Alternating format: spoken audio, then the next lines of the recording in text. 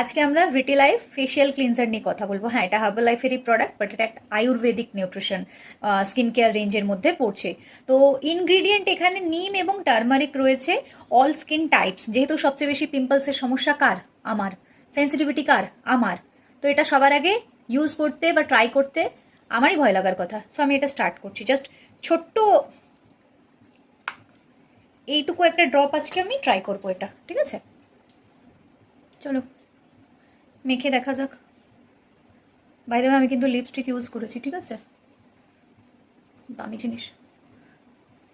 চলো দু হাত দিয়ে ইউজ করা যাক। বাই দ্য ওয়ে, তোমাদের ফেশিয়াল এক্সপ্রেশন কেমন থাকে যখন তোমরা কোনো কিছু মাখো, কোনো রকম ফেস ওয়াশ করছো বা ক্লিনজার মাখছো? গতকাল আইব্রোজ করে এসেছি, যার কারণে আমার স্কিন আজকে ভীষণ সেন্সিটিভ। মানে এত সেন্সিটিভ একটা স্কিন নিয়ে একটা মানুষ কী করে টিকে থাকে আমাকে না দেখলে বোঝা যাবে না। বাই দ্য ওয়ে, তোমরা আরও অনেকে অনেক ধরনের মাসাজ করতে জানো স্কিনে।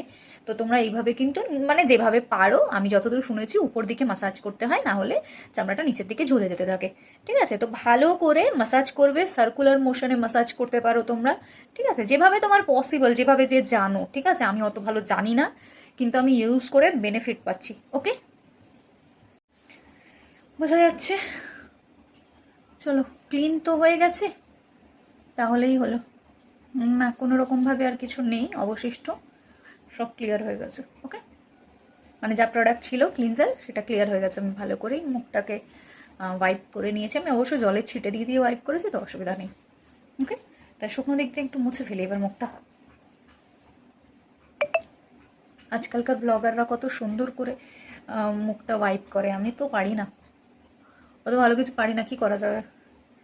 শুধু প্রোডাক্টসের বেনিফিট বলতে পারি, রেজাল্ট দেখাতে পারি।